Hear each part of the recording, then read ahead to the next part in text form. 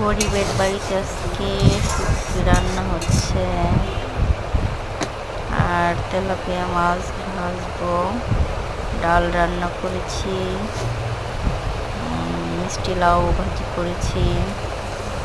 আজকে প্রচুর গরম, ঘরে তো থাকাই যায় না, ঘরের চুলাটাও জ্বালানো যাচ্ছে না।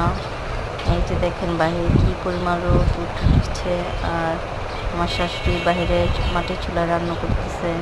ওনারও কিন্তু সিলিন্ডার আছে, কিন্তু উনি রান্না করবে না। উনি একটা সিলিন্ডারকে 4-5 মাস নিয়ে যায়, সেই জন্য মাটির চুলায় বেশিরভাগ সময় রান্না করে, আর টুকিটাকিটা হচ্ছে ঘরে সিলিন্ডার আছে ওটাতে গরম টরম করে নেয়। দেখেন আজকে কী পরিমাণ রোদ উঠেছে, ফ্যানটাও এত পরিমাণ চলতেছে যে কিছুক্ষণ পরে নাকি না ফ্যানই বলে যে ফ্যানটি বাতাস করা লাগবে।